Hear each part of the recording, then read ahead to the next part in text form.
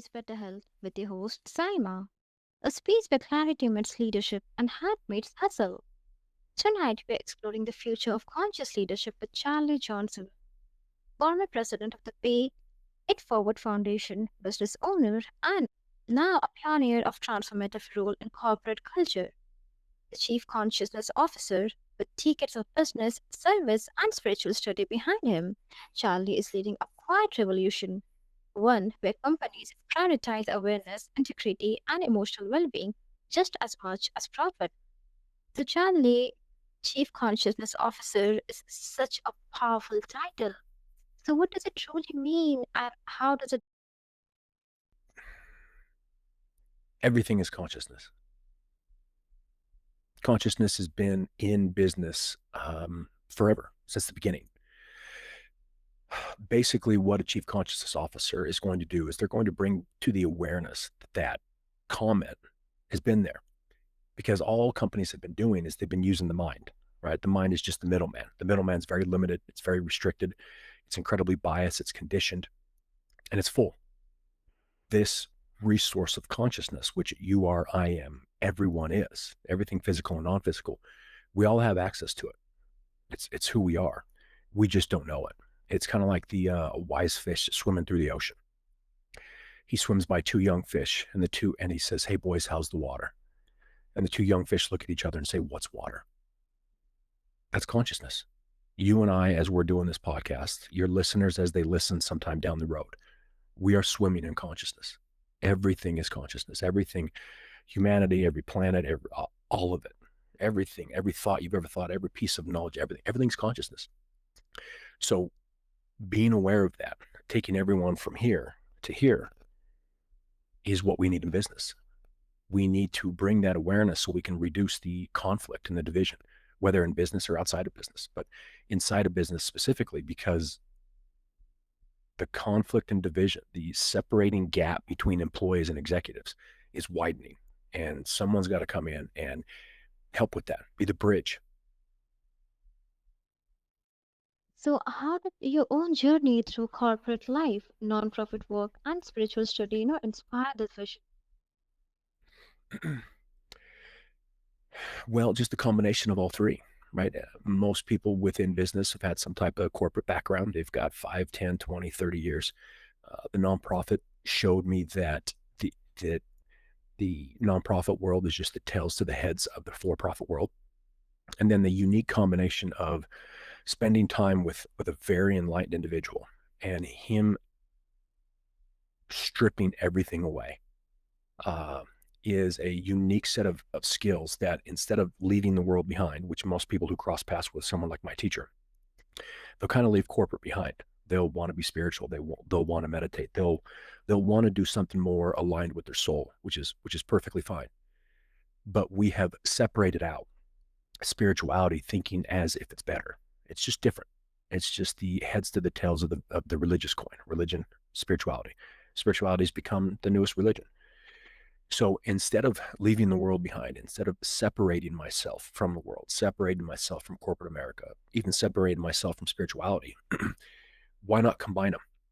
Why not combine those skills? Why not bring the clarity, the level of consciousness back to corporate, to business, where everyone needs a job? Even the individuals on the spiritual path who are trying to do something from being a meditation teacher, Akashic record reader, yoga, whatever it is, there's still business involved. So instead of separating them out, thinking one side's bad, one side's good, removing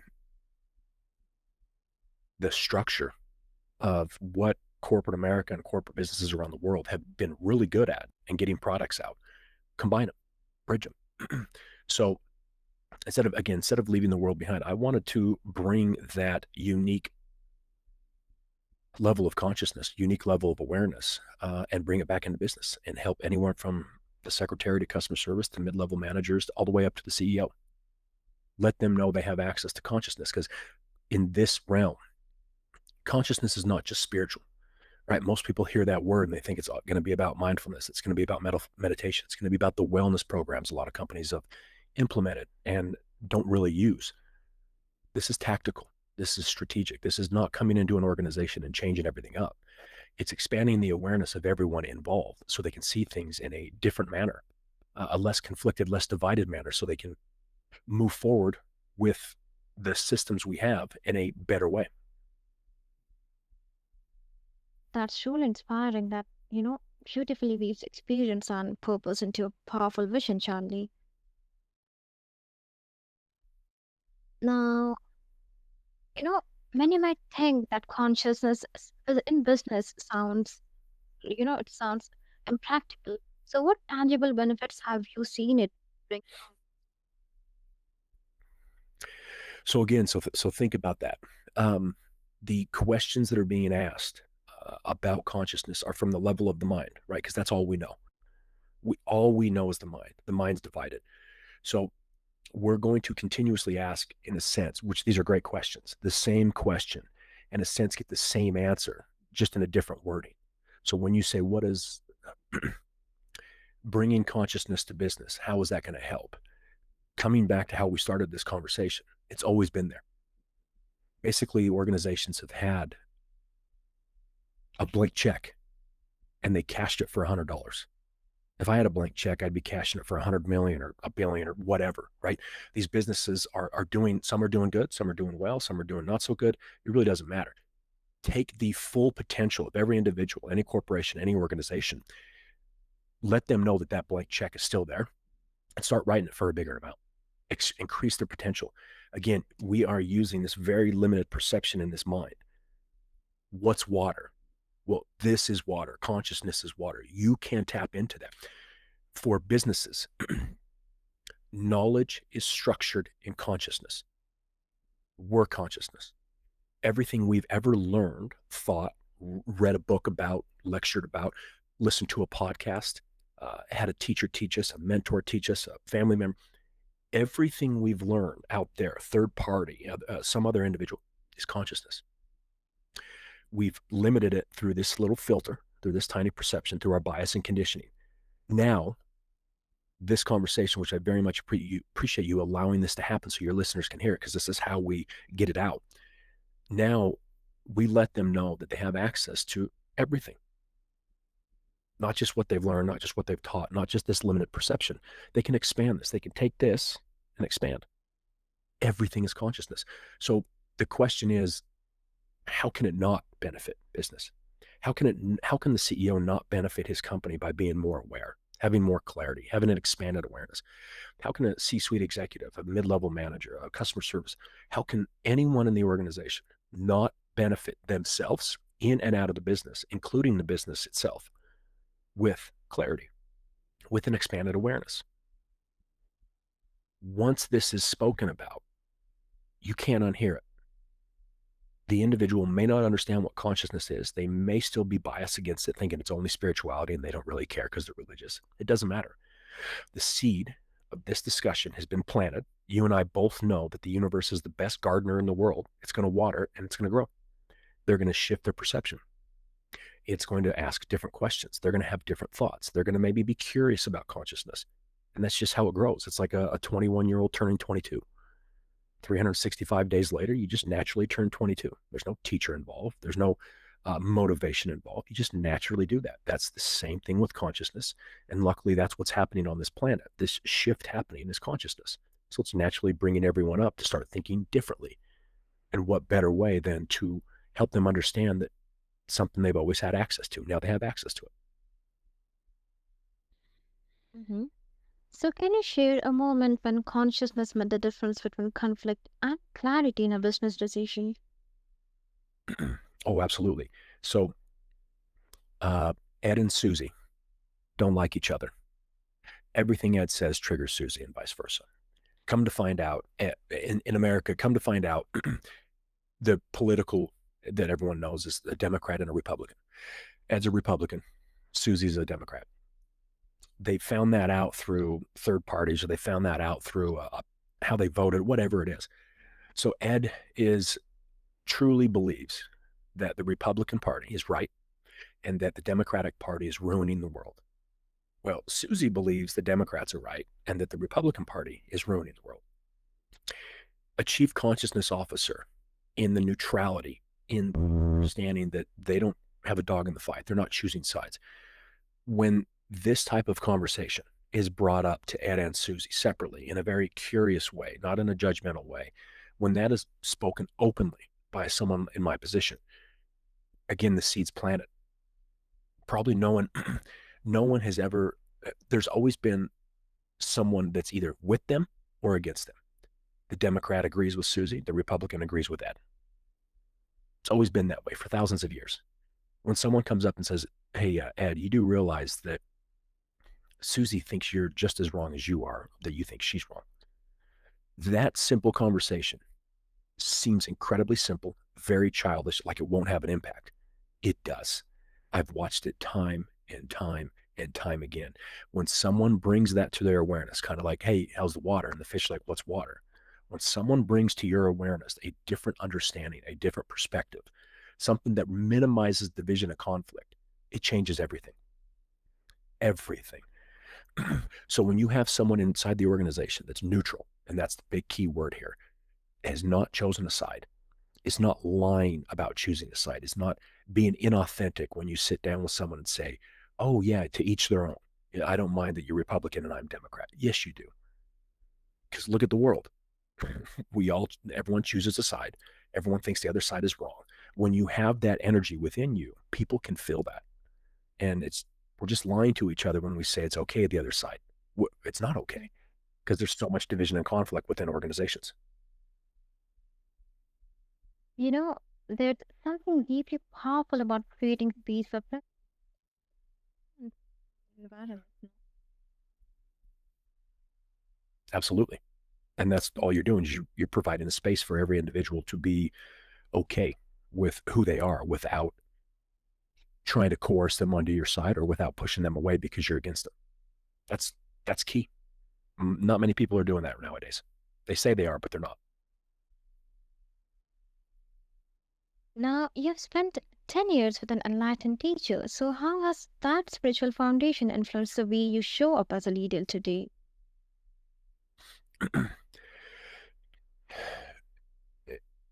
everything everything we've spoken about has shown me a true understanding of both sides, of the business side, of the nonprofit side, of the religious side, of the spiritual side. Republican, it really cleared things up and helped me understand that every viewpoint, every belief, every piece of knowledge, every ideal, everything that you think is right or everything you think is wrong, heads to the tails of the coin, every single thing is coming from the same place. So if it's all coming from the same place, how can one side be right or wrong? If you think you're right, then so's the other side. If you think the other side's wrong, then so are you. Again, a very unique perspective that very few agree with, but bringing that to individuals' attention from a very calm, clear way, of a simple way of explaining it, they really start to understand it and it really starts to shift everything. So the time with the teacher just showed me that there is no separation in this world, that what he was teaching me is not separate from the business world. It's the combination of both. So, do you believe like that inner work is becoming non-negotiable for modern leadership? Um, so when you say non-negotiable, that means that there are negotiable things, right? So when I think of that, where we're headed is past the negotiable or non-negotiable. It just becomes a part of who people are. It becomes a part of how we make decisions. It's not a thought process. It's not okay, I need to be disciplined here and I need to be non-negotiable and I need to do inner work. Because for the last 20 years, we've pushed that, right? We've pushed meditation and yoga and Tai Chi and wellness programs within small, medium, and large companies. My question is, how's it doing? Right? The last 20 years have been incredible amounts of spiritual escapism.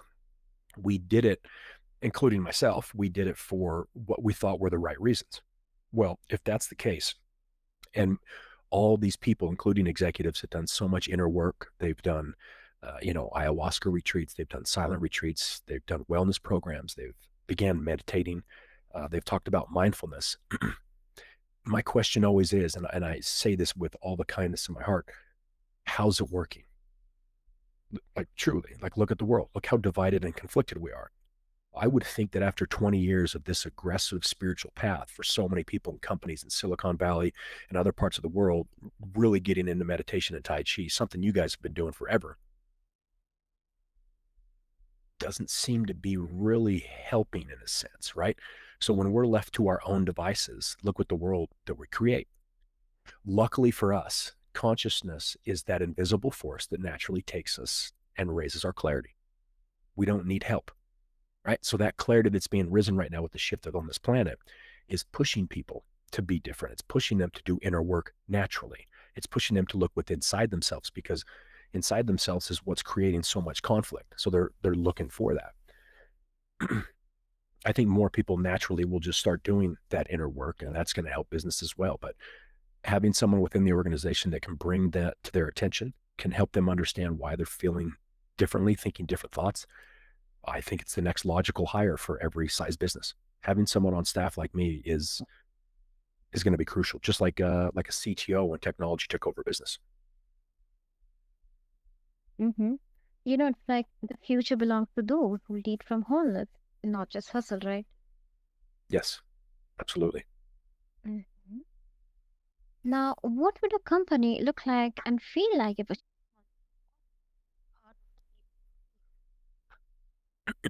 Well, they would be less conflicted. There would be less division.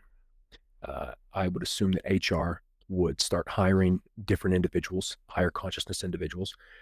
I think more people, you would see authenticity from more people because they could feel like they could be themselves. They could be more authentic. There'd be more of an open space. They'd be more clear on their vision. Uh, Whatever was on the wall, whatever type of vision, whatever type of things that they wanted to lead by or have the world seen them as, they would really move in the direction of those words. Their actions would back that up. Uh, they'd be better with each other inside the organization. And I think they'd be better. Actually, I know they'd be better at home with their families, their spouse, their kids. Uh, Having a chief consciousness officer on staff is going to be revolutionary. It's so different. It's going to take some individuals to really jump on board.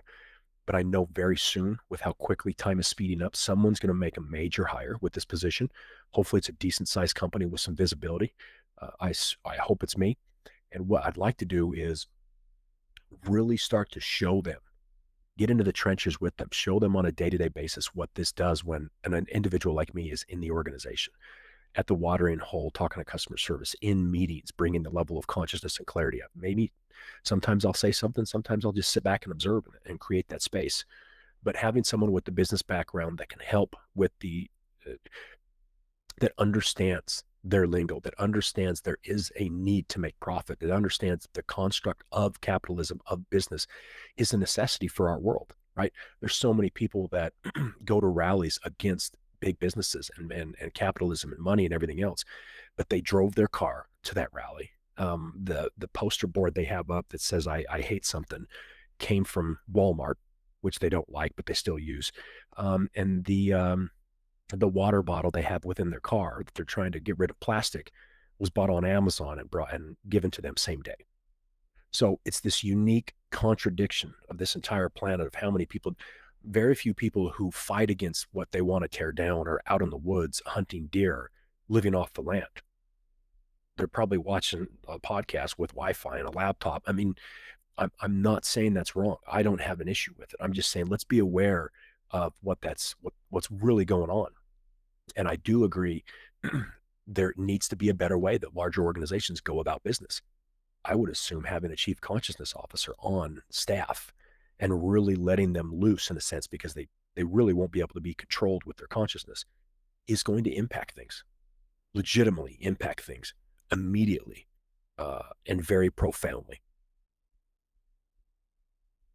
I actually love that idea of culture being, consciously created, not just a byproduct of business.